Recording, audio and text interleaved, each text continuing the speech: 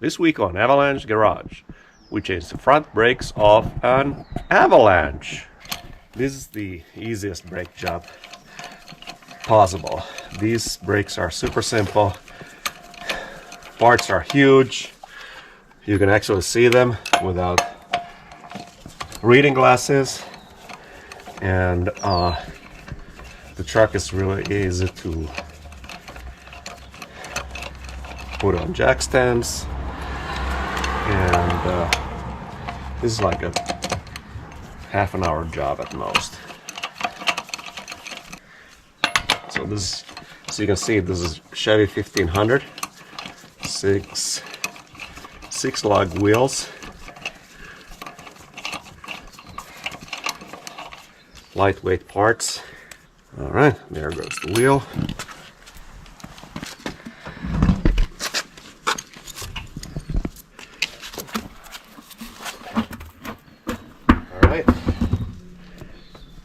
It's rusty, squeaky, old. So, although not all the way wore out, we'll replace the rotor and the pads. So first, I'm compress the wheel cylinders so it's easier to get the disassemble the brakes, and I have checked the brake fluid reservoir. It won't overflow when I do this. Okay, let's see. Let's squeeze from here.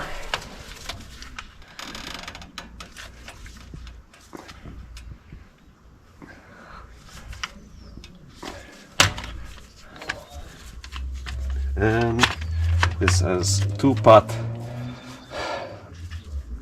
slave cylinders, two-pot brake. So I'm pressing in both wheel cylinders. Good enough. It's loose. Okay, now stop. You can stop that. The next step, we're removing the caliber sliding bolt pins, sliding pin bolts, and cracking it open the other way, of course.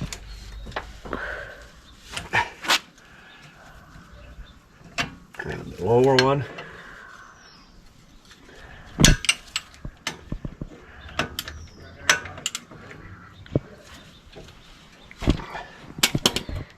And the bolts come out just like that.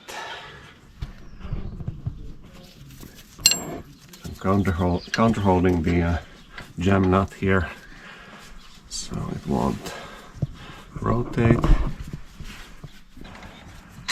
Okay, there we go. Now the caliber should slide off. And there you go. Putting it here somewhere so it'll fall on the floor. Actually, now these pistons will need to be pushed in. They are really far out. We need to watch for them so they don't pop out, but I don't think they'll pop out by themselves.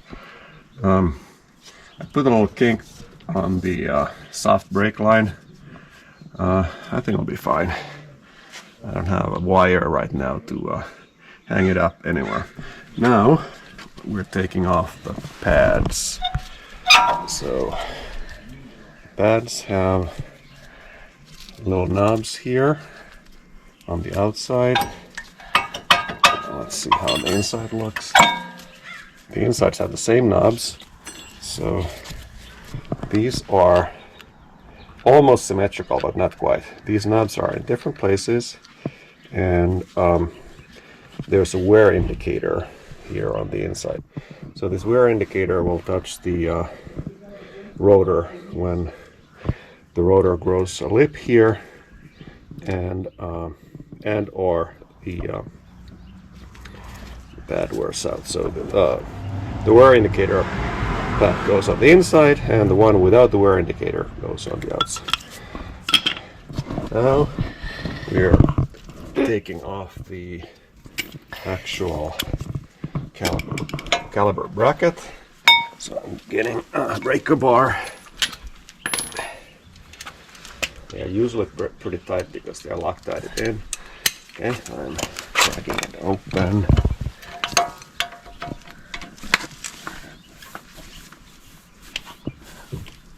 It's tight. And the second one.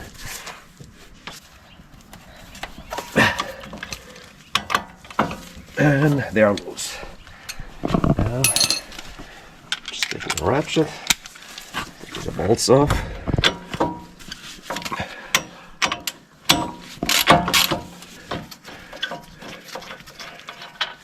These will get a good wire brush. Rub down, brake clean, and no Loctite. Alright, there's the bracket. And now we'll take off the old disc. It has this little set screw here, which we'll remove first. T30 Torx, and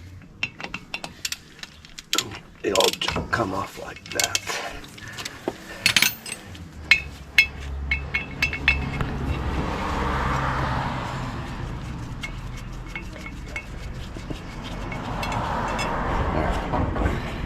Put it aside, and the brake disc rotor comes off, and it'll go into recycling center. Okay, we're washing the new rotors with brake clean because these are coated with grease, and we're down to my last bottle of brake clean, so let's see how it goes.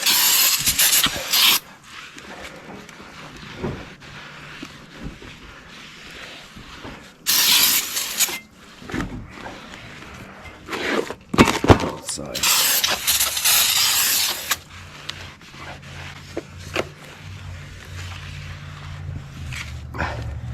A good wash to the hop too.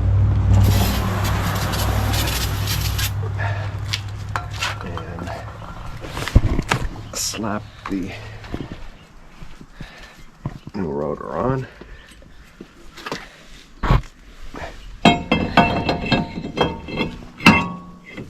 Set screw.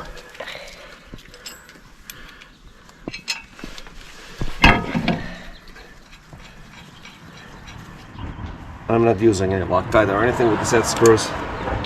They will not escape anymore. Okay, click, torqued on, and then I'm taking off the old hardware, all the anti-rattle shit, and washing. Okay, we're out of brake clean. In this bottle, put the new anti-rattle clips on. I'm not too worried about cleanliness here or anything. We are living in a climate where things don't rust, and we don't have a whole lot of mud, so we're fine. The threads are clean all the way through, and I am going to clean up these guys. Okay, caliber bracket goes back on, and it goes on like so. It goes on like so.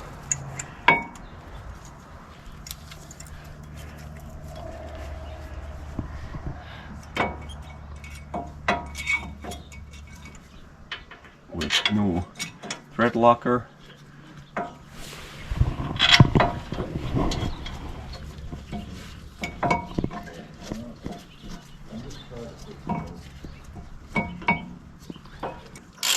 And the second step is torquing them on to 148 pound-feet.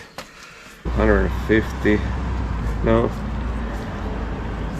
100 and, hold on, let me check. No, it's 148, yeah. I'm pretty sure about it. That's what the shop manual says, okay? And I am gonna tighten this in. Oops, wrong way. Down.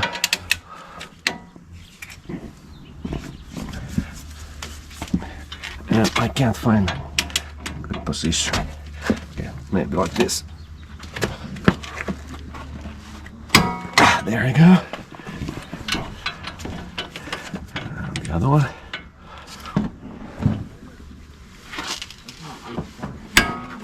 Click. 150, so rough.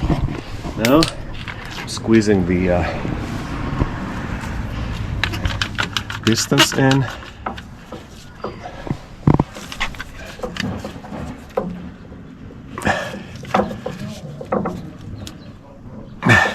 Stool doesn't have enough leverage for me. I'm getting another one. It's going in real easy. Okay, pistons are in, and with a pad slap, baby pad slap. I can't see nothing.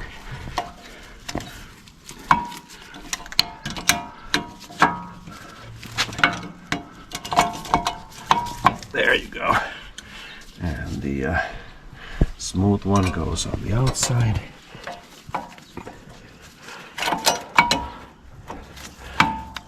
There you go.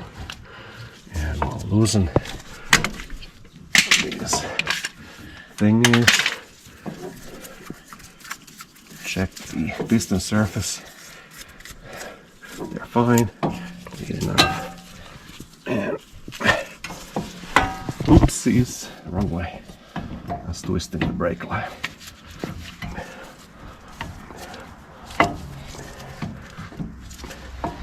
The sliding pins need a little bit of persuasion here.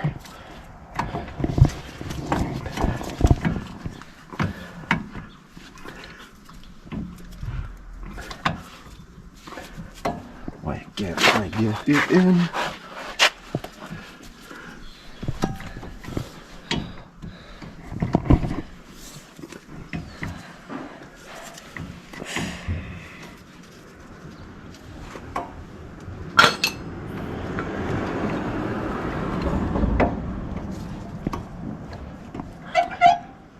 There's something fighting me here.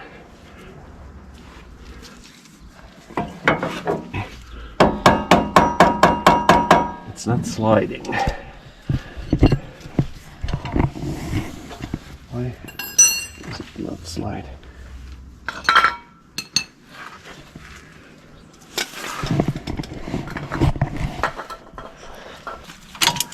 Huh. It's like it's jammed somehow.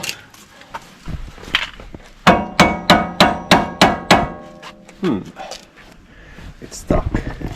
Why is it stuck?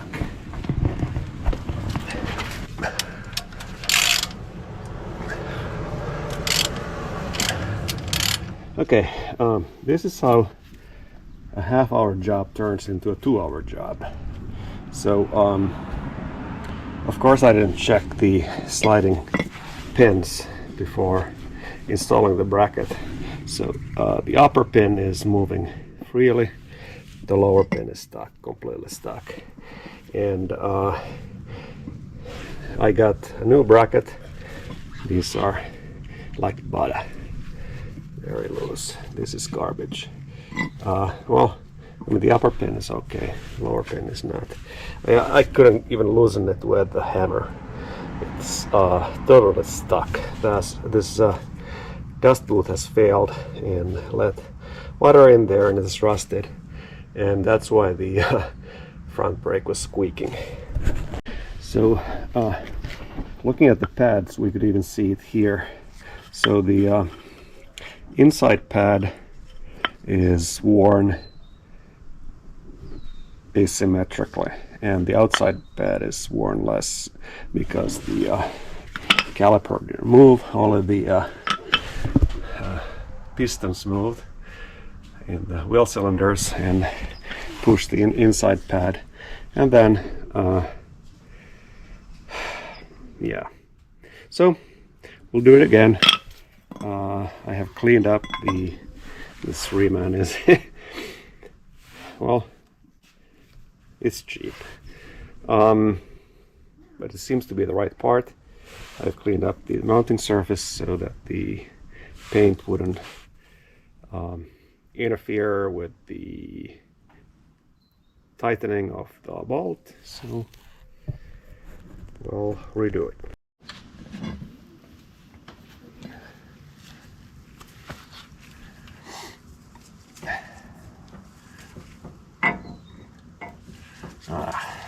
This way.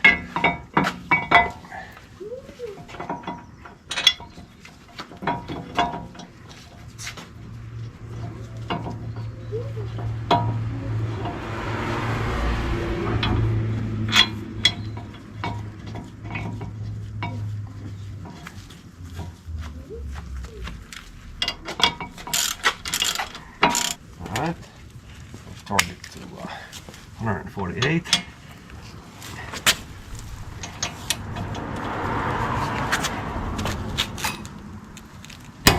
Click. Click. And put the hardware back on.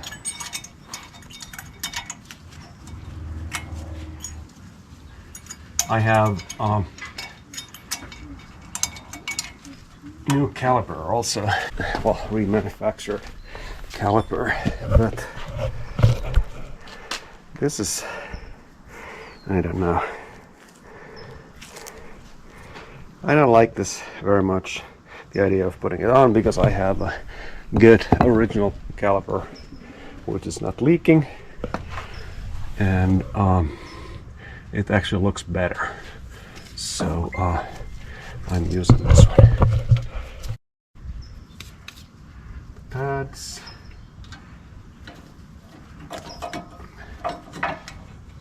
Slide in just like that. And the wear squeaker goes on the inside.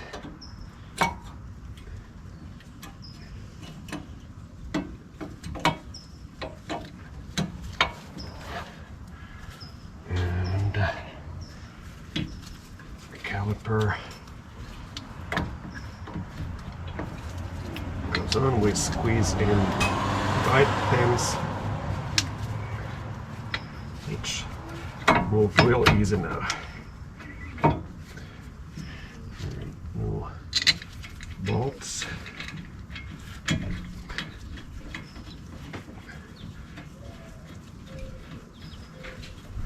We'll save the new caliper as a spare for later on.